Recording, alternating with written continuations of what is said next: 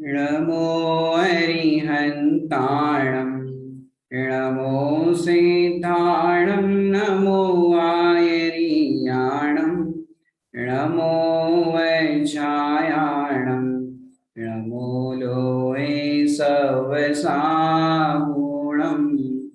सतीर्थवीर प्रभु का जग में प्रवर्ते निज तत्व बोध पाकर सब लोग हर्षे दुर्भावना न आवे मन में कदापि निर्विघ्न निर्विकारी आराधना प्रवृत्ति।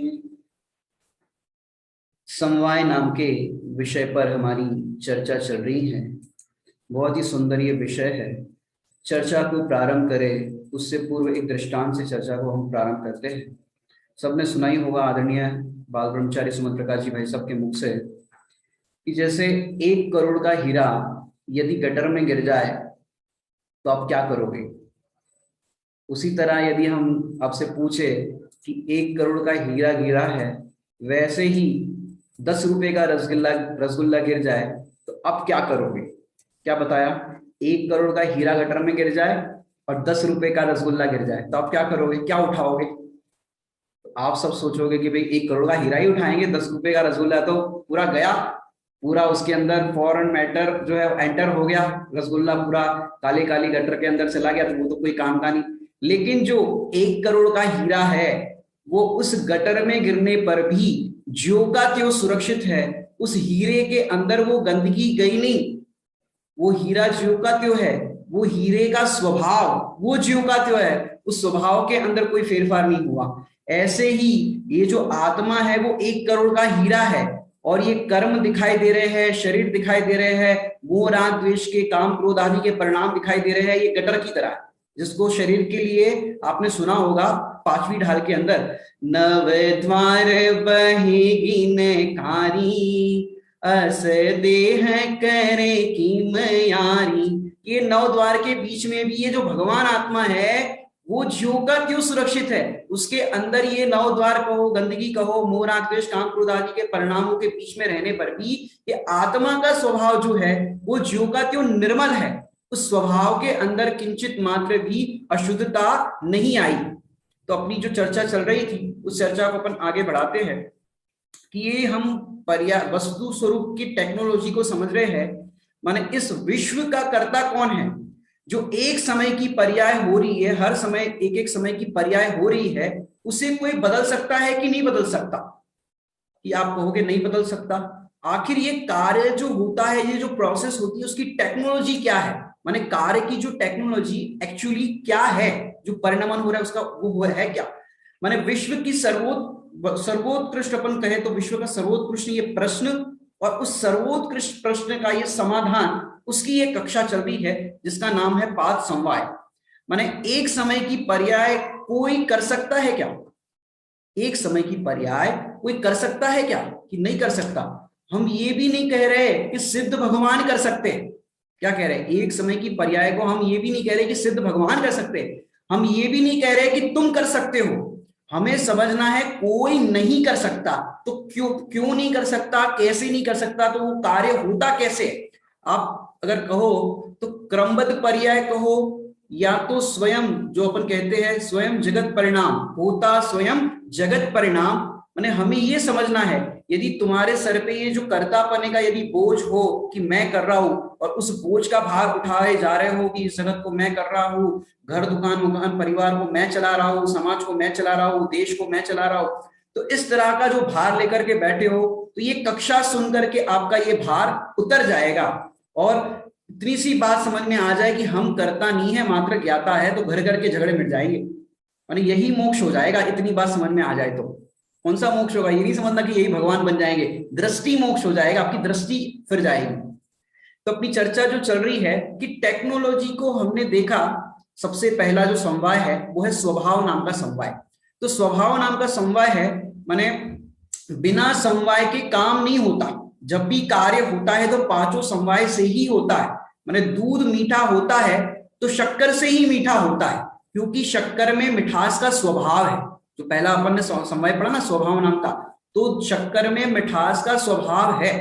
देखो अब क्या कह रहे हैं, दूध मीठा होता है तो शक्कर से ही मीठा होता है, क्योंकि शक्कर में मिठास का स्वभाव है, लेकिन दूध मीठा होता नहीं है। क्या कहा, पहला वाक्य सुना आपने ध्यान से, कि दूध यदि मीठा होता है तो शक्कर से ही मीठा होता है, लेकिन शक्कर से दूध मीठा होता नहीं है। लेकिन जब भी दूध मीठा होगा तो शक्कर होगा उसके अंदर पड़ा हुआ, ये उसका स्वभाव है। शक्कर का अपन ने बताया स्वभाव है, क्योंकि शक्कर में मिठास का स्वभाव है। ऐसे ही यदि विश्व में किसी का कल्याण होगा, क्या कहा, ऐसे ही यदि विश्व में किसी का कल्याण होगा तो जीव का ही होगा, ये जीव का स्वभाव है। समझाई बात आपको, जीव मैंने 6 द्रव्य है ना, तो कभी आपने सुना पुद्गल का कल्याण हो गया, धर्म अधर्म आकाश काल का कल्याण हो गया, कि ऐसे किसी ने नहीं सुना होगा। और तो और कल्याण शब्द आपने एक जगह पे सुना होगा कि जैसे कोई काम बिगड़ जाता है, कल्याण हो गया तुम्हारा, मैंने कुछ काम बिगड़ जाता है तब ये शब्द आपको सुनने मिलता है कि कल्याण हो गया। कल्याण हो गया मतलब वो उस सेंस में बताना है कि जो काम सही होना था वो गलत हो गया, तो वहां पर ये शब्द का प्रयोग लोग करते हैं कि कल्याण हो गया अब तो ये कल्याण जो होता है वो जीव का ही हो सकता है, जीव ही सुखी हो सकता है, ये पूरा आप समझ सकते हो। अभी आपको लगता है कि स्वभाव नाम का जो समवाय है वो आत्मा में कुछ कर सकता है, ये स्वभाव है ना। कर्तापने का पूरी तरह से अपन निषेध करें, क्योंकि अपन को वस्तु से प्रयोजन की सिद्धि करनी है, और आत्मा का जो स्वभाव है या प्रत्येक वस्तु स्वरूप का स्वभाव है, तो प्रत्येक द्रव्य स्वतंत्र है, इस चीज को अपन समझ रहे हैं। माने अभी आपको क्या लगता है कि स्वभाव नाम का समवाय है वो आत्मा में कुछ कर सकता है, पर में तो कुछ नहीं करे, ये बात तो सबको स्वीकार है कि मैं पर में कुछ नहीं कर सकता, लेकिन आत्मा में स्वभाव तो है कि नहीं। जैसे आत्मा का स्वभाव बताए, आत्मा में सुख नाम का गुण है कि नहीं, आत्मा में सुख नाम का गुण, तो आत्मा सुख स्वभावी है कि नहीं, सबको मान्य है कि नहीं।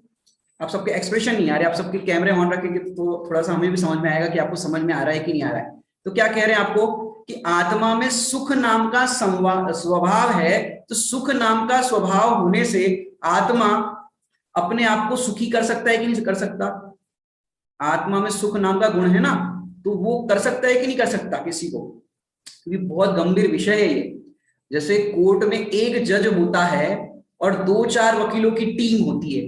अब उस समय जज हो गया, वकीलों की टीम हो गई, और संविधान की किताब होती है, संविधान की बुक होती है। यदि कोई कुछ संविधान के कानून के विरुद्ध बोलता है तो एक एक वकील बता दे कि ये कानून की धारा के विरुद्ध बोल रहे हैं या इस कानून से ये बोल रहे हैं, तो वहां पर संविधान की बुक होती है। अब देखो, अब यहां पर तो आप सब तो जज हो और मैं वकील हूं, और ये जो अपन विषय पढ़ रहे हैं उसमें जो हमने ये पॉइंट्स जो कलेक्शन किए और आदरणीय भाई साहब ने इसका जो चार्ट प्रिपेयर किया है, तो वो एक संविधान की किताब समझ लो, संविधान का विषय समझ लो, कि जो सारे जिनागम के अंदर से जो आप पढ़ोगे, तो जैनेन्द्र सिद्धांत कोश के अंदर समवाय विषय सर्च करोगे तो ये पूरे जहां जहां पूरे जिनागम में विषय वस्तु आई है पूरी एक साथ को यहाँ पर संकलित किया गया है। तो हम आपसे कहना चाहेंगे कि इसको आप समझो अच्छे से। माने स्वभाव समवाय की जो चर्चा अपनी हो गई, पहला समवाय आप बता सकते हो सुख स्वभाव जो है वो सुख कर सकता है कि नहीं कर सकता, सुख दे सकता है कि नहीं दे सकता। ज्ञान अपना स्वभाव है, ज्ञान स्वभाव है जीव का, जानना देखना जो स्वभाव है, तो ज्ञान स्वभाव है, वो केवल ज्ञान करा सकता है कि नहीं कर सकता। स्वभाव तो सबके पास है ना, ज्ञान है, सुख है, दर्शन है, वीर है, प्रत्येक जीव के पास ये गुण है, तो वो सुख दे सकता है कि नहीं दे सकता आपको। तो मैं एक पॉइंट दिखाता हूं आपको जो अपन ने पूर्व में पढ़ा था स्वभाव के अंदर, वो आपने नोट भी किया होगा, असमर्थ उपादान कारण। स्वभाव समवाय के अंदर हमने आपको ये बताया था, क्या बताया था, असमर्थ उपादान कारण। आपने लिखा है कि नहीं लिखा है, नहीं लिखा हो तो अभी लिख ले स्वभाव समवाय के अंदर। और हमने जो पूर्व की जितने भी कक्षा की है वो आपको यूट्यूब के ऊपर मिल जाएगी हमारे चैनल पर, तो एक एक पॉइंट्स आपको वहां पर भी मिल सकते हैं, और जो नए ज्वाइन हुए हैं उनके लिए भी हम देख सकते हैं। अब आपको बताते हैं कि भाई जो हमने पॉइंट कहा असमर्थ उपादान कारण, कि स्वभाव समवाय असमर्थ है। क्या कहा, स्वभाव समवाय जो है असमर्थ है, माने अनादि अनंत सुख स्वभावी होने पर भी, कौन, जीव अर्थात मैं, अनादि अनंत सुख स्वभावी होने पर भी सुखी होने में असमर्थ है। ये बात क्या हुई, हमने तो पूरे जिनागम में ये सुना है कि जीव स्वभाव से सुख स्वभावी है और सुखी होने में समर्थ है, और आप कह रहे हो सुखी होने में असमर्थ है। ये क्या बात हो गई, आप समझो किस अपेक्षा से कह रहे हैं कि अनादि अनंत सुख स्वभावी होने पर भी सुखी होने में असमर्थ है। अगर वो स्वभाव से सुखी होगा तो हो सकता है, लेकिन सुख नाम का जो गुण है वो सुखी करने में समर्थ नहीं है, असमर्थ है। सुख नाम का गुण कह रहे, समझ आ रही बात? सुख नाम का गुण है वो सुखी करने में असमर्थ है। क्यों? कोई कहे सुख नाम का गुण है वो सुखी कर दे, तो आपको क्या प्रॉब्लम है पंडित जी? सुख नाम का गुण है तो सुख सुख कर दे, इसमें आपको क्या प्रॉब्लम है? प्रॉब्लम ये है तो फिर अभव्य जीव की, सुख नाम का गुण अभव्य जीव के अंदर भी है, लेकिन वो सुखी हो सकता है कि नहीं हो सकता? अभव्य जीव, कि अभव्य जीव है वो सुखी नहीं हो सकता। आज तक सुखी नहीं हुआ अभव्य जीव, क्योंकि सुखी यदि हो जाए तो वो सुख नाम का गुण है वो गुण ने किया ऐसा कहने में आएगा, लेकिन सुख नाम का गुण होने पर भी अभव्य जीव सुखी नहीं हो सकता। ज्ञान नाम का गुण अभव्य जीव में होने पर भी वो केवल ज्ञानी नहीं हो सकता। क्यों? असमर्थ उपादान कारण, उसका ऐसा उपादान नहीं है कि वो सुख प्रकट कर सके, ऐसा उपादान नहीं है कि वो केवल ज्ञान को प्रकट कर सके। माने अभव्य को भी सम्यक दर्शन हो जाए, लेकिन अभव्य को सम्यक दर्शन नहीं होता, मोक्ष कभी नहीं होता, ज्ञान नहीं होता, सुख नहीं होता। जो ज्ञान सुख गुण है वो तो है, लेकिन केवल ज्ञान अनंत सुख ये अभव्य को नहीं होगा। क्यों? वो गुण के अंदर सामर्थ्य नहीं है, ये तो जीव की स्वयं की योग्यता, जिसको अपन अभी आगे जो पढ़ने वाले हैं सेकंड नंबर का समवाय, क्रम में समवाय है। काम तो पांचों का इकट्ठा ही होता है, समझाने के लिए क्रम होता है, भेद किया जाता है। तो क्या कह रहे हैं कि ज्ञान सुख नाम का गुण जो है वो केवल ज्ञान या अनंत सुख उन्हें कभी नहीं होगा। माने गुण की क्वालिटी नहीं है कि वो तुम्हें कराए। समझ में आ गया होगा इतना आपको? इसलिए अंतर पड़ गया। अब एक बात का फैसला आप सबका है, क्या? कि स्वभाव नाम का समवाय सुख और ज्ञान का कर्ता नहीं है। कितने लोग एग्री है इस बात में? ये पॉइंट क्लियर हो गया कि नहीं हो गया आपको?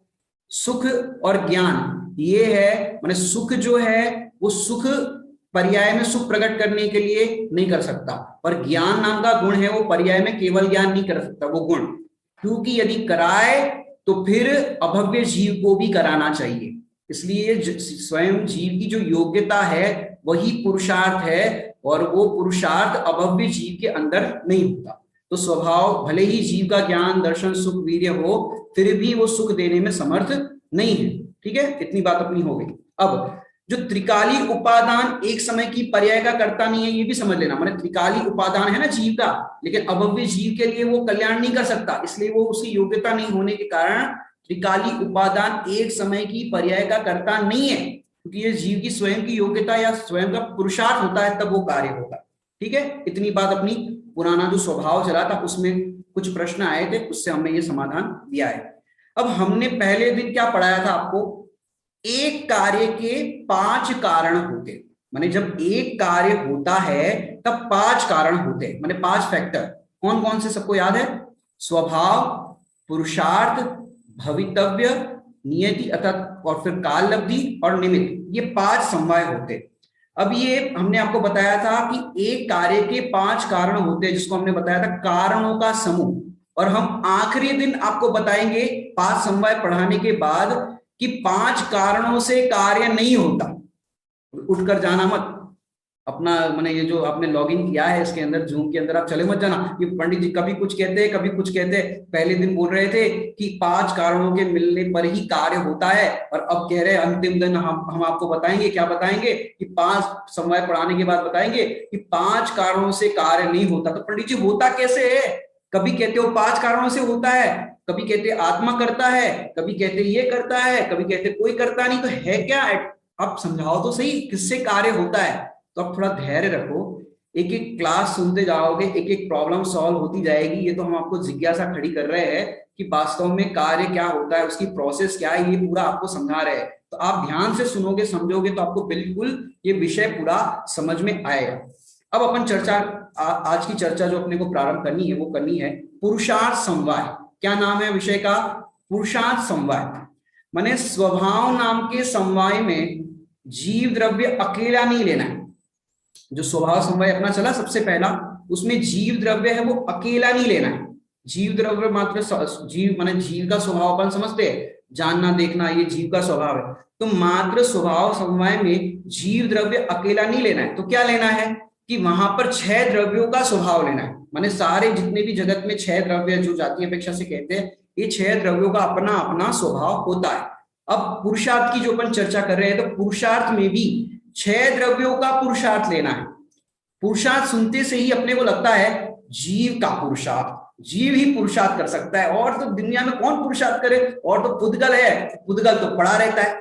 जैसे मोबाइल है तो मोबाइल पड़ा है, घर के अंदर और भी जितनी भी वस्तुएं जितनी भी आपको दिखाई देती है वो सारी पुद्गल ही तो दिखाई देती है। अब पुद्गल में क्या पुरुषार्थ हो रहा है, कोई बताएगा? पुद्गल में कोई पुरुषार्थ होता है क्या?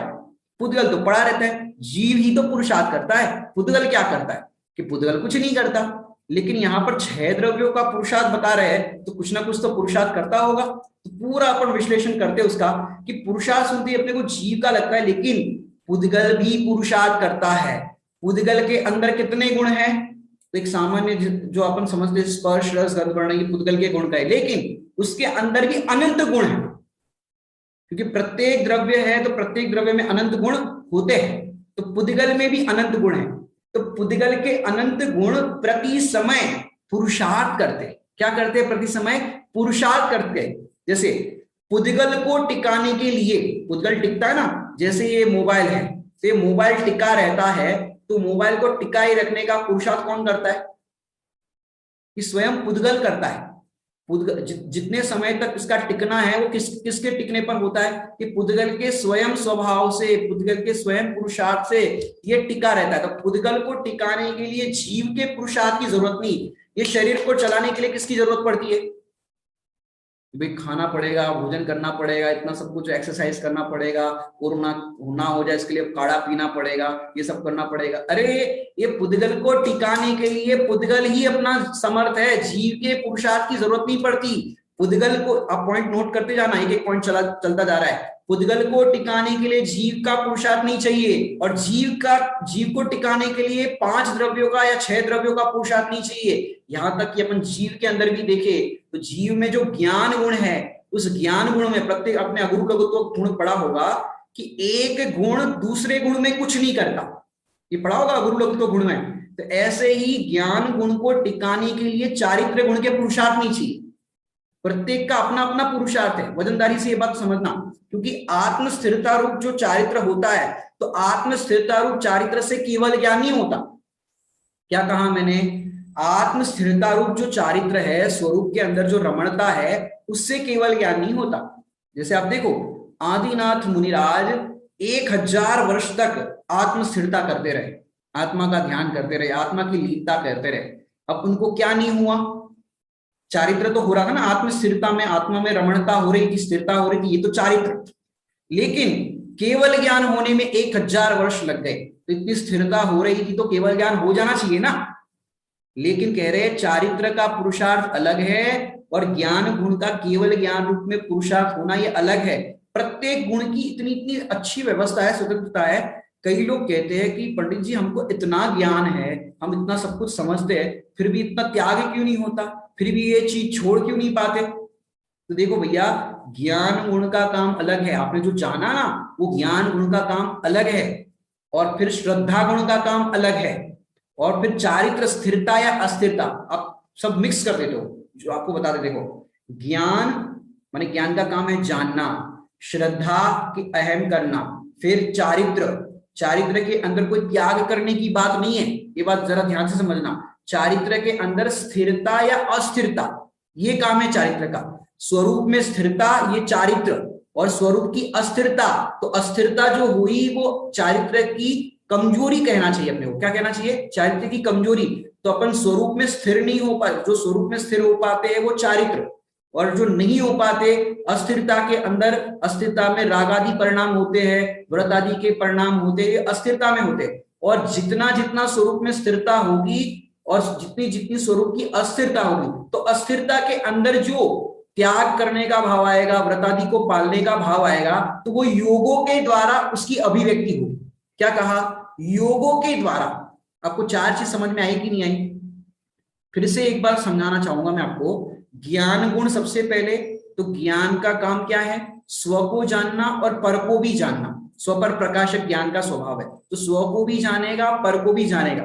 पर को जानेगा नहीं, लेकिन स्व को जब जानेगा तो पर अपने आप जानने में आ जाएगा। लेकिन वो स्व को जान करके स्व की श्रद्धा करेगा, तो स्व में स्थिरता करेगा, और स्व में जितनी जितनी स्थिरता होगी उतना उतना चारित्र, और जितनी अस्थिरता होगी तो अस्थिरता में जो परिणाम आए उसके व्रत आदि के कहो, जितना भी शुभ राग कहो अशुभ राग कहो, जितना भी आया, तो योगों के माध्यम से चौथे नंबर पर योग मन वचन काय, तो मन वचन काय से उसकी अभिव्यक्ति होगी, मतलब दिखेगा उसका चारित्र। तो बाहर में जो कुछ भी दिखाई देता है चारित्र, वो योगों के द्वारा मन वचन काय के द्वारा दिखाई देता है। ये चौथे नंबर पर है। और अपन चारित्र और योग को मिक्स करते हैं।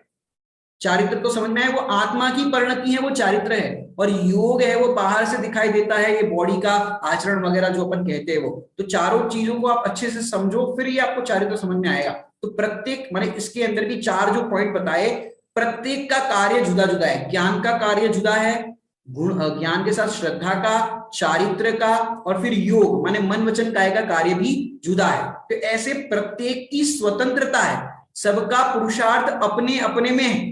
तो जो ये अपनी चर्चा चल रही थी कि आत्म स्थिरता रूप चारित्र से केवल ज्ञान नहीं होता, और केवल ज्ञान कैसे होता है, शायद चारित्र से होता है कि नहीं होता। थोड़ा बहुत तो आपको स्वाध्याय होगा, मैं आपके रिएक्शन देखना चाहता हूं कि क्षायिक चारित्र से केवल ज्ञान होता है कि नहीं होता। क्षायिक चारित्र समझते हो? क्षायिक चारित्र माने पूरी तरह से चारित्र की पूर्णता होती है, उससे तो केवल ज्ञान होता है कि नहीं होता? कि उससे नहीं होता। चारित्र जो भी हमने आपको बताया ना, चारित्र का काम अलग है, वो अलग गुण है। तो क्षायिक चारित्र से केवल ज्ञान का कारण नहीं है, चारित्र से चारित्र का पुरुषार्थ है वो होता है, और ज्ञान से ज्ञान का पुरुषार्थ होता है। ऐसे एक समय में अनंत पुरुषार्थ हो रहा है। कब हो रहा है? कि अभी इसी समय अनंत पुरुषार्थ हो रहा है। किसका हो रहा है? आप लोग का हो रहा है कि नहीं हो रहा है अनंत पुरुषार्थ? अभी क्लास सुन रहे हो तो अनंत पुरुषार्थ हो रहा है कि नहीं हो रहा है? कि नहीं पंडित जी, अनंत पुरुषार्थ की बात आप गलत कह रहे हो। अनंत पुरुषार्थ तो किसको होता है? कि अनंत पुरुषार्थ तो केवली परमात्मा को होता है, क्योंकि उनके पास तो अनंत होता है ना, कि उनके पास अनंत बल होता है। क्या कहा?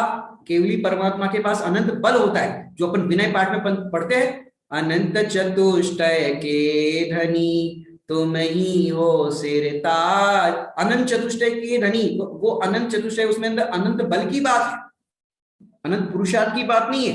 पुरुषार्थ तो अभी हो रहा है। क्यों? प्रत्येक द्रव्य में एक समय में अनंत गुण है, और वह अनंत गुण अपना अपना कार्य कर रहे हैं, और ऐसा अनंत पुरुषार्थ सम्यक दृष्टि, और आगे सुनो, मिथ्या दृष्टि। क्या कहा? सम्यक दृष्टि, मिथ्या दृष्टि, और तो और निगोदिया जीव में भी अनंत पुरुषार्थ हो रहा है। क्या कहा? सम्यक दृष्टि में तो स्वीकार हो जाएगा, मिथ्या दृष्टि में भी स्वीकार हो जाएगा, निगोदिया जीव भी अनंत पुरुषार्थ कर रहा है।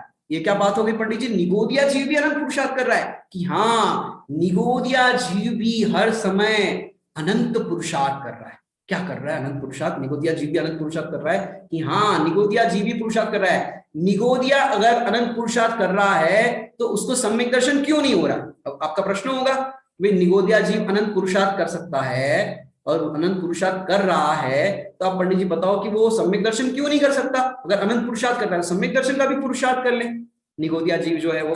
कि भैया हमने आपको बताया था कि अनंत पुरुषार्थ भले ही वो कर रहा है, लेकिन मैं वस्तु स्वरूप से पढ़ा रहा हूं। कहां से पढ़ा रहा हूं? वस्तु स्वरूप से पढ़ा रहा हूं, योग्यता से नहीं पढ़ा रहा हूं कि भाई निगोदिया जीव की योग्यता तो नहीं है, उसके अंदर तो अभी वो क्या बोलते हैं, संगीपना तो है नहीं कि जो हिताहित का विचार कर पाए, निर्णय कर पाए, ऐसी तो योग्यता नहीं है। तो हम योग्यता वाले पुरुषार्थ की बात नहीं कर रहे। क्लियर हो रहा है कि नहीं आपको? वस्तु स्वरूप से प्रत्येक द्रव्य पुरुषार्थ कर रहा है। जैसे मैं आपको बताऊं पुरुषार्थ को, कि जैसे निगोदिया जीव, जैसे नित्य निगोद में पड़ा हुआ जीव, निगोद तो पता है कि नहीं आपको? निगोद नहीं पता है आपको? निगोद कहाँ होता है? माँ की गोद तो सबको पता है, लेकिन निगोद नहीं पता है। अरे निगोद ऐसी जगह है जहां जीव अनंत काल तक रहा और अभी भी अपना कल्याण नहीं करेगा तो फिर जाएगा अनंत काल के लिए। तो ये निगोद की पर्याय क्या है? कि वहां भी जीव निगोद, देखो वहां पर संगीपना तो है नहीं, माने हिताहित का विचार कर सके ऐसा तो कुछ है नहीं वहां पे। एक इंद्रिय पर्याय अपन सीधी सामान्य समझे तो वो एक इंद्रिय पर्याय से दो इंद्रिय में जीव आया। दो इंद्रिय समझते हो आप? दो इंद्रिय, आपके रिएक्शन नहीं आ रहे। दो इंद्रिय समझते हो? दो इंद्रिय क्या होता है? दो इंद्रिय पता है? ये आंख कान ऐसा नहीं है, माने जो एक इंद्रिय में वनस्पति पास स्थावर कहे गए और उसमें निगोदिया जीव कहे, तो दो इंद्रिय पर्याय में आना दौलत राम जी ने कितना दुर्लभ कहा है, पता है आपको? किसको पता है दौलत राम जी ने जो कहा है कि कितना दुर्लभ है?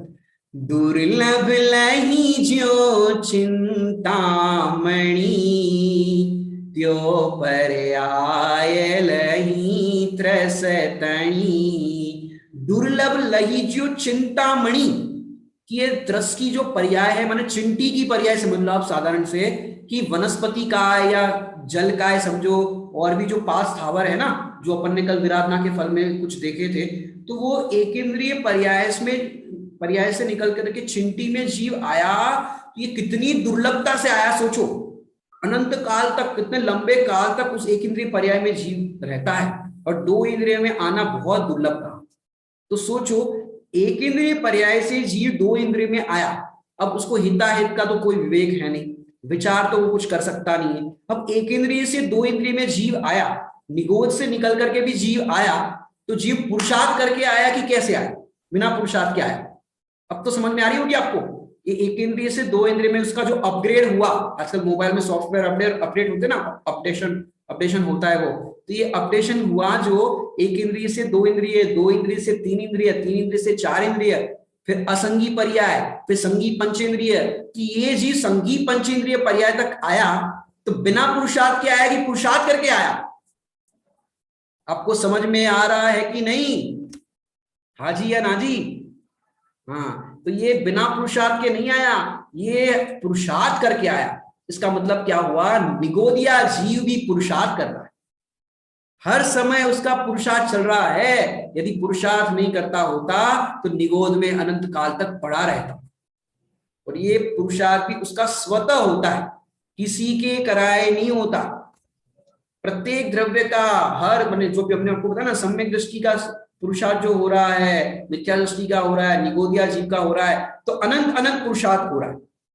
अब ये पुरुषार्थ समवाय के अपन जो चर्चा प्रारंभ कर रहे हैं, पुरुषार्थ, पुरुषार्थ आपने कहीं पर नाम सुना है कि नहीं सुना है? पुरुषार्थ, किसी ने पुरुषार्थ नाम सुना है? पुरुषार्थ, तो पुरुषार्थ शब्द आपने भजन में भी सुना होगा, धन्य धन्य है गौतम गुरु पुरुषार्थ तुम्हारा, पुरुषार्थ तुम्हारा। तो ये पुरुषार्थ यहां भी सुना होगा। एक ग्रंथ है पुरुषार्थ सिद्धि उपाय, नाम सुना है आपने? अमृत चंद्र आचार्य देव ने लिखा है पुरुषार्थ सिद्धि उपाय। वहां पर पुरुष, पुरुष माने कौन? पुरुष माने पुरुष जेंट्स, कि वहां पर जेंट्स वाले उसकी बात नहीं, पुरुष मतलब आत्मा, पुरुष मतलब आत्मा माने जीव, आत्मा, पुरुष का अर्थ होता है आत्मा, सिद्धि उपाय, पुरुषार्थ, पुरुषार्थ तो मतलब अर्थ भी साथ में जुड़ा हुआ है, तो आत्मा के सिद्धि का उपाय। अब क्या सिद्धि? कि आत्मा के प्रयोजन की सिद्धि का उपाय, इसका नाम वो ग्रंथ का पूरा अपन ने हेडिंग का अपन ने खुलासा किया। ऐसे ही पुरुष का अर्थ होता है आत्मा। क्या होता है? आत्मा। तो आत्मा जो होता है, तो आत्मा में सुख है, तो सुख है तो वो सुख प्रकट कर सकता है कि नहीं कर सकता? सुख तो स्वभाव है, लेकिन उसको प्रकट करना ये पुरुषार्थ। क्या कहा? सुख तो जीव का स्वभाव है, गुण है, लेकिन उसको प्रकट करना पर्याय के अंदर, ये पुरुषार्थ। डब्बे में शक्कर तो रखी है, लेकिन अपने दूध में डाल करके दूध मीठा करना ये पुरुषार्थ। ये तो दृष्टांत दे रहे हैं, तो कोई समझेगा कि ये पुरुषार्थ तो हम कर रहे हैं, लेकिन ये सब पुरुषार्थ से परे ये अपनी चर्चा जो चल रही है वो है। माने देखो, सुख प्रकट करने का उपाय, माने अध्यात्म शास्त्र में आप देखो तो आत्मा के पुरुषार्थ की बात चलती है। किसकी बात चलती है अध्यात्म शास्त्रों के अंदर? कि आत्मा के पुरुषार्थ की बात चलती है अध्यात्म शास्त्रों के अंदर। और न्याय शास्त्रों के अंदर, न्याय शास्त्र होता है न्याय शास्त्र, न्याय शास्त्र में पूरे के पूरे 6 द्रव्यों के पुरुषार्थ की बात चलती है। कितने द्रव्यों की चलती है? पूरे के पूरे 6 द्रव्यों के पुरुषार्थ की बात चलती है। अब अध्यात्म में आत्मा के पुरुषार्थ की चर्चा होती है, माने प्रयोजन क्या है अपना? प्रयोजन क्या साधने अपने को? रत्नत्रय को साधना। अब रत्नत्रय साधने के लिए जीव के पुरुषार्थ की बात चलेगी, बाकी अन्य द्रव्यों की आवश्यकता ही नहीं, क्योंकि सबका पुरुषार्थ अपने अपने में चलता है। तो अपना पुरुषार्थ अपने में चलाना है, अपना कार्य अपने को करना है, तो अपना कार्य अपने को करना है, तो अपना पुरुषार्थ अपने में चलेगा।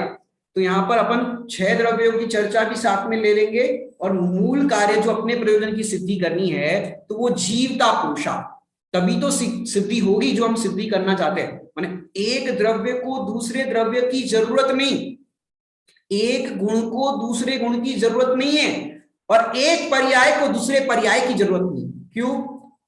क्योंकि कितने द्रव्यों को पुरुषार्थ की बात यहां पर समझ में आएगी? आप बताओ कितने द्रव्यों की आपको समझ में आ रही कि नहीं चर्चा?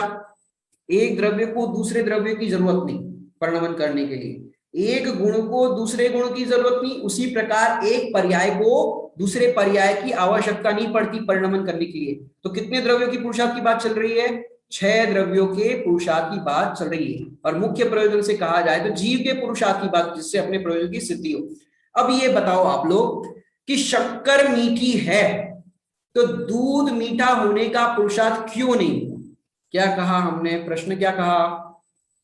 शक्कर मीठी है तो दूध मीठा होने का पुरुषार्थ क्यों नहीं हुआ?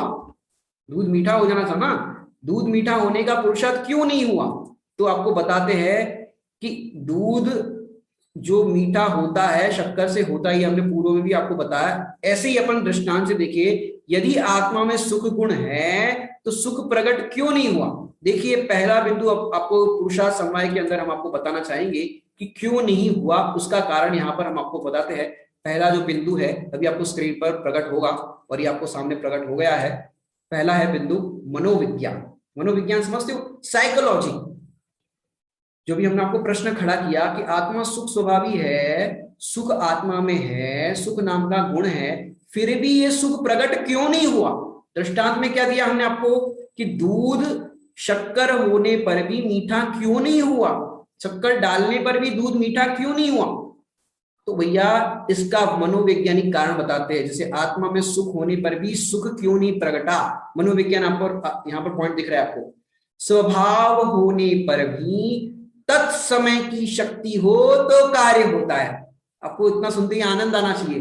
दोपहर में सो नहीं पाए हो तो नींद उड़ जानी चाहिए, और आपकी नींद उड़ नहीं रही है तो मेरी तो उड़ रही है। माने आपको इतना समझ में आना चाहिए कि अभी तक हमारा कार्य क्यों नहीं हुआ। तो इसका मनोवैज्ञानिक कारण यहाँ पर बता रहे हैं। स्वभाव होने पर भी, स्वभाव तो सबके पास है, प्रत्येक जीव के पास स्वभाव मौजूद है, जो का त्यों है, अनादि से जैसा था वैसा का वैसा भी वर्तमान में। तो स्वभाव होने पर भी तत्समय की शक्ति हो तो कार्य होता है। अब ये क्या है तत्समय की शक्ति? पंडित जी ये तो बताओ। तो सुनिए, स्वभाव होने पर भी तत्समय की शक्ति हो तो ही कार्य होता है, मतलब तत्समय की योग्यता हो तो कार्य होता है। क्या नाम कहा? तत्समय की योग्यता हो तो कार्य होता है। अब देखो इसमें भी हम दो भाग करते हैं इस पूरे वचन का। दो जो पॉइंट बोला कि तत्समय की योग्यता हो तो कार्य होता है, तो इसके अंदर दो पार्ट करते हैं। जैसे तत्समय जो शब्द है ये काल लब्धि में जाएगा। कहां जाएगा? काल लब्धि में जाएगा। और ये जो योग्यता शब्द आया ये पुरुषार्थ में जाएगा। क्या कहा? तत्समय की योग्यता। हमने किससे कंक्लूजन किया? स्वभाव होने पर भी तत्समय की शक्ति से, तत्समय की शक्ति हो तो कार्य होता है। अब तत्समय की शक्ति को हमने क्या डिफाइन किया? तत्समय की योग्यता से। तो तत्समय जो है वो काल लब्धि में जाएगा, क्योंकि समय की बात है। तत्समय, वह समय, तत् माने वह और समय, तो समय शब्द कहां जाएगा? काल लब्धि में। और तत्समय की योग्यता, तो योग्यता शब्द कहा जाएगा पुरुषार्थ। जो अपना अभी वर्तमान में जो विषय अपन चला रहे हैं अभी पाद समवाय के अंतर्गत पुरुषार्थ समवाय, तो योग्यता जो शब्द है वो पुरुषार्थ में जाएगा। दो पार्ट अपन ने किए, ध्यान से समझना। यहाँ पुरुषार्थ की जो चर्चा अपन कर रहे हैं, यहाँ विकल्प को, चिंतन को पुरुषार्थ नहीं कहा, प्लान बनाने को पुरुषार्थ नहीं कहा, व्रत उपवास नियम संयम को पुरुषार्थ नहीं कहा। माने जो अपन कहते हैं ना कि भाई कुछ करना तो पड़ेगा, ऐसे ही थोड़ी ना काम हो जाएगा। माने समथिंग टू डू, इसको पुरुषार्थ नहीं कहा कि कुछ करना। माने समथिंग टू डू या कुछ अवॉइड करना, इसको पुरुषार्थ नहीं कहा। माने हमारे दिमाग में तो यही होता है कि भैया लॉकडाउन लगा है, सड़क पर जा नहीं सकते, बाहर जाओ तो डंडे पड़ते हैं, घर में बैठे बैठे क्या करें, पूरे दिन टीवी में तो कुछ आता नहीं, वही सब चीजें आती है, तो कुछ 3-4 घंटा स्वाध्याय करें, कुछ पढ़े लिखे, पंडित जी की क्लास आती है उस क्लास को सुने, कुछ करे। ये तो पुरुषार्थ है लॉकडाउन के अंदर, नहीं तो फिर क्या पुरुषार्थ है?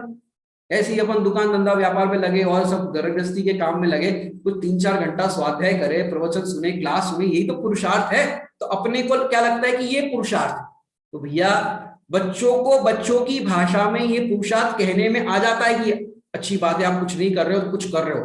अकरणात मंद करणत श्रेया, माने कुछ नहीं करने से कुछ करना अच्छा, तो इसको पुरुषार्थ कहने में आ जाता है, लेकिन असली पुरुषार्थ नहीं है।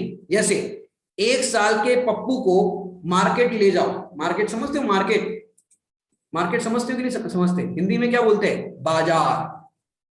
और बाजार का छोटा, मैंने देखो ना, एक होती है बजरिया, छोटा जो होता है उसको कहते हैं बजरिया, गांव का शब्द है बजरिया, और बजरिया का हस्बैंड है वो है बाजार, मैंने बड़ा होता है उसको कहते हैं बाजार। अब छोटे से बच्चे को मैंने पप्पू है 1 साल का, उसको अगर बोलो बाजार चलो, मार्केट चलो, तो उसको समझ में नहीं आएगा मार्केट क्या होता है, बाजार क्या होता है। छोटा सा 1 साल का पप्पू और उसको लेके जाना है, तो उसको छोटे से बच्चों को बोलते ऐसे बच्चे की भाषा में, बज्जी चलोगे, पीपी पे चलोगे। पीपी मतलब समझते हो? मैंने जो बाइक होती है पी पी पी इस तरह से आवाज आती है ना उसकी हॉर्न की, तो बच्चे को ऐसे ही समझाते हैं, पीपी पे चलोगे, बज्जी चलोगे, मम्मम पियोगे। तो ऐसा बच्चों को बच्चों की भाषा में समझाया जाता है। अब वही बच्चा बड़ा हो जाए, 20-22 साल का हो जाए, 22 साल का लड़का, और उसकी शादी कर दी गई हो, और 20 साल की बहू हो, और बहू से कहे बज्जी चलोगी, पीपी पे चलोगी। अब 22 साल का लड़का अपनी 20 साल की पत्नी को कहे मम्मम पियोगी, तो बताओ क्या होगा? कहाँ, पता नहीं किस पागल से शादी हो गई मेरी। तो बच्चों को बच्चों की भाषा में समझाया जाएगा, लेकिन बच्चा नहीं बनना। बच्चों को भले ही बच्चों की भाषा में समझाया जाए, लेकिन ऐसे ही बच्चे देखो घर घर खेलते हैं, घर घर, घर घर समझते हो? आपने भी खेला होगा बचपन में, घर घर एक जन पापा बन जाता है, एक जन मम्मी बन जाती है, और फिर गुड्डा गुड्डी होते हैं, उसकी शादी कराते हैं, 2 जन का इस तरह से होता है। अब वो गुड्डा गुड्डी की शादी के अंदर कोई भोजन बनता नहीं, और नौता पानी करते हैं कि ये पानी हो गया, ये लड्डू हो गए, ये मिठाई हो गई, ये ऐसा हो गया, और इसको खिलाया, इसको करा, सब पूरी होती। अब पूरा बच्चे खेलते भी है, सब कुछ होता है, लेकिन किसी की शादी होती नहीं है, ना कुछ होता है, ना कुछ खाते हैं ना पीते हैं, बस कल्पना लोक में शादी होती है, और बच्चे फिर वो खेल को भूल जाते हैं, चले जाते हैं। तो ऐसे तो बच्चों के खेल और बच्चों की भाषा में बच्चों को समझाया जाता है, लेकिन भैया ये तो सर्वज्ञ परमात्मा की शरण में हम हैं। मैंने सारी दुनिया कहती है मंदिर जाते हैं ये पुरुषार्थ है, मस्जिद जाते हैं पुरुषार्थ है, मंदिर मस्जिद जाने को दुनिया पुरुषार्थ कहती है, लेकिन हमारे सर्वज्ञ भगवान भी यदि यही कहेंगे कि मंदिर जाओ, स्वाध्याय करो, व्रत उपवास करो, ये पुरुषार्थ है, तो भैया ये पुरुषार्थ नहीं है। मैंने 8 साल के बच्चे की परिभाषा वही हो और केवली भगवान के ज्ञान में भी वही हो, ऐसा नहीं है भैया। योग्यता का नाम पुरुषार्थ है। क्या कहा? योग्यता का नाम पुरुषार्थ है। अब आपको समझ आगे, ये पहला बिंदु तो हो गया अपना मनोविज्ञान। अब अपर नाम, अपर नाम मतलब इसी पुरुषार्थ को समझाने के लिए आपको ग्रंथों में अलग अलग नाम से इस पुरुषार्थ के समझाने के तरीके होते हैं। नाम अलग अलग होने पर भी एकार्थवाची है। आप जब भी ये चर्चा अलग अलग ग्रंथों में आपको दिखाई दे तो तब समझना ये पुरुषार्थ की चर्चा होगी। अब सबसे पहला यहाँ पर अपर नाम में देखिए पर्याय की शक्ति। क्या क्या लिखा है यहाँ पर? पर्याय की शक्ति। अब पर्याय की शक्ति क्या होती है कि एक समय की पर्याय में जो पुरुषार्थ होता है वो उसकी स्वयं की शक्ति से होता है। एक समय की पर्याय में आपने एक नाम सुना होगा, उत्पाद व्यय द्रव्य। नाम सुना है कि नहीं सुना है? उत्पाद व्यय द्रव्य, ये नाम सुना होगा आपने, तत्वासूत्र जी का सूत्र है। तो उसमें एक समय की पर्याय में उत्पाद व्यय होता है और एक समय की पर्याय में तत्समय की योग्यता होती है। क्या कहा? एक समय की पर्याय में उत्पाद व्यय होता है और एक समय की पर्याय में तत्समय की योग्यता होती है, इसलिए पुरुषार्थ कहा होगा। अब आपसे प्रश्न पूछा जा रहा है तो फिर पुरुषार्थ कहा होगा? एक समय की पर्याय में ही तत्समय की योग्यता और एक समय की पर्याय में उत्पाद व्यय होता है। तो जो पुरुषार्थ होता है वो पुरुषार्थ कहा होता है? पुरुषार्थ कहा होगा कि जो पुरुषार्थ होगा वो माने तत्समय की जो योग्यता है, योग्यता और जो द्रव्य कहा जा रहा है ना, तो जो तत्समय की योग्यता होती है वो कहा होती है? पर्याय की स्वयं की योग्यता होती है, वो पर्याय में होगा।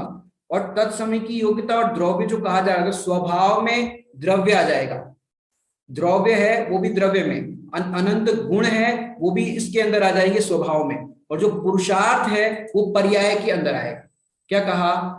द्रव्य के अंदर गुण, द्रव्य और जो गुण है वो हो गया स्वभाव के अंदर आ जाएगा, और जो पुरुषार्थ है वो पर्याय के अंदर आएगा। समझ में आ गई बात? उत्पाद व्यय द्रव्य युक्तम सत, तो उत्पाद व्यय हो गई पर्याय और जो द्रव्य है वो द्रव्य के अंदर आएगा, माने जो स्वभाव है जो एक रूप रहता है। अब आपको बताते हैं, जैसे शक्कर को मीठा करने के लिए क्या करना होगा?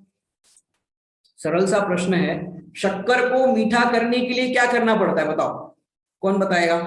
शक्कर को मीठा करने के लिए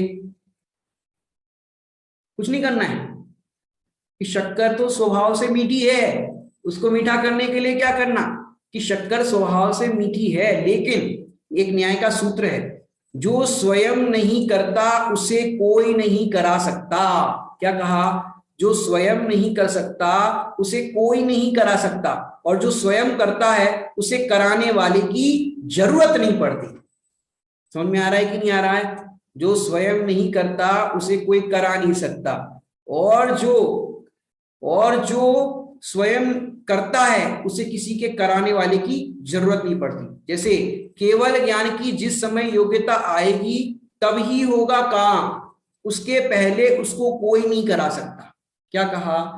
केवल ज्ञान की पर्याय जब होनी होती है तब होगी, इसी प्रकार सम्यक दर्शन की जो पर्याय है वो जब होनी है तब होगी, उसको पहले ला नहीं सकते, जब उसकी पर्याय होनी है तब होगी। तो इसका मतलब क्या करें? भरपूर सुखी कर दोगे तुम, यह सोचे सन्मुख खड़ा रहा। तो भैया भगवान भी नहीं कर पाएंगे, जब तुम्हारी योग्यता आएगी तब होगी। तुम क्या करो कि तेरा कर्तव्य तो ये है, जैसे दूध मीठा कब होगा, कि जब दूध मीठा होने की योग्यता आएगी तब होगा। तो अब क्या करे, बैठे रहे? ऐसा नहीं, तेरा कर्तव्य तो दूध के अंदर शक्कर डालना और इस तरह से चम्मच घुमाना है। अब फिर दूध का नहीं होना या होना, वो तो अरे होगा ही होगा, तो चिंता क्यों करता है? लेकिन तू उसकी चिंता मत कर। तो जिस समय जो पर्याय होनी होती है वो पर्याय की स्वयं की शक्ति से होती है, उस पर्याय को कोई अन्य करने में समर्थ नहीं है, ये पर्याय की शक्ति है। ये पर्याय की शक्ति प्रत्येक द्रव्य के अंदर अपनी अपनी होती है, इस पर्याय को कोई और करने के लिए समर्थ नहीं है। प्रत्येक द्रव्य अपना अपना पुरुषार्थ करते हैं और अपनी अपनी योग्यता से ये पुरुषार्थ होता है, और वो स्वतः होता है, ये अपने पर्याय की शक्ति है, पर्याय की योग्यता है। अब दूध के अंदर आप फिटकरी डालो तो क्या होगा? दूध के अंदर नमक डालो तो क्या होगा? कि जैसा कारण दोगे वैसा ही कार्य होगा। अब आप सोचोगे भी मैंने दूध के अंदर फिटकरी डाली तो फिर कोई बात नहीं, मैं भक्तामर का पाठ करूं, भक्तामर प्रणतमोनि मणि प्रभाना। अब बताओ, भगवान का नाम लेने पर, भक्तामर का नाम देने पर वो मीठा होगा कि नहीं होगा? भाई हमने तो नाम दिया है, हमने तो जाप दी है, हमने तो एक दिन का उपवास किया है। अरे तुम कुछ भी करो, जैसा कारण दोगे वैसा ही कार्य होगा, उसके अलावा और अन्यथा कार्य होने के लिए कोई भी उसको बदल नहीं सकता। तो ये वस्तु का अपना अपना पुरुषार्थ होता है। तो ऐसा पुरुषार्थ कैसे होता है? तो अपन ने पहला शब्द यहाँ पर देखा, पर्याय की शक्ति, और आगे के जितने भी पॉइंट्स है वो अपन कल देखेंगे। अभी का यहाँ समय हो गया है। ओम नमः सिद्धेश्वर।